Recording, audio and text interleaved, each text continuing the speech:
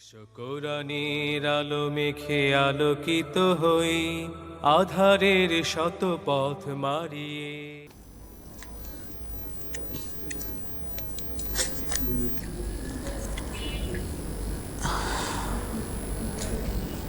জামাতে সালাতের সময় এক মুসল্লি হতে অপর মুসল্লির দূরত্ব কত হলে সালাতে কোনো সমস্যা হবে না?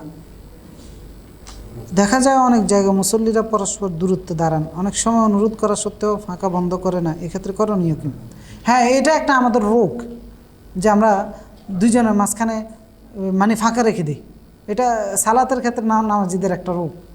তো এই রোগ দূর করতে হবে, কারণ রাসূলুল্লাহ সাল্লাল্লাহু আলাইহি ওয়াসাল্লাম নির্দেশ দিয়েছেন সাদ্দুল খালাল, মানে ফাঁকা বন্ধ করো।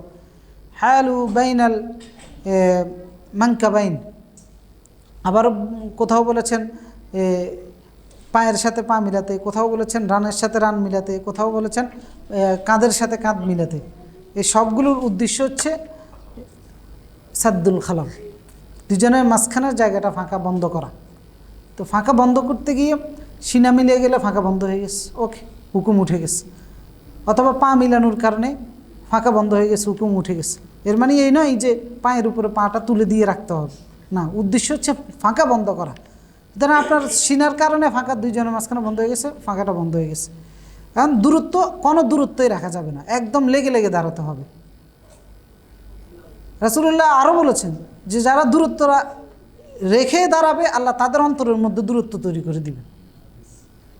এবং বলেছেন যে ফাঁকা থাকবে ওই দিক দিয়ে শয়তান আসা যাওয়া করবে। এগুলো হচ্ছে হুকমান, আপনি প্র্যাকটিক্যাল হয়তো বা কোনো যুক্তি দিয়ে প্রমাণ করে দেখাতে পারবেন না, কিন্তু এটা রাসূলের নির্দেশ, রাসূলের উক্তি। সুতরাং ফাঁকাটা বন্ধ রাখতে হবে। অনেক সময় অনেক নামাজের মসল্লা আনি বিছায়, ওনার মোটা মসল্লার কারণে ওনার দুই সাইডে দিয়ে জায়গা ফাঁকা থাকে, তো এটা করা যাবে না। শুধু এখন কেউ যদি ফাঁকা রেখে দেয়, গুনাহগারটা উনি হবে, যার কারণে ফাঁকা থাকবে উনি গুনাহগার হবেন। মনে করেন আমি দাঁড়িয়েছি, আমার পাশে যিনি দাঁড়িয়েছে উনি আমার সাথে লেগে দাঁড়ায় না, গুনাহগারটা উনি হবে। তো সেই জন্য ফাঁকা বন্ধ করাটা অনেক জরুরি। পা উঠাই দেওয়া যাবে না, ঘষাঘষিও করা যাবে না, এগুলো আবার অভদ্রতা, এগুলো করা যাবে না। দুজনের মাঝখানে ফাঁকা বন্ধ রাখতে হবে।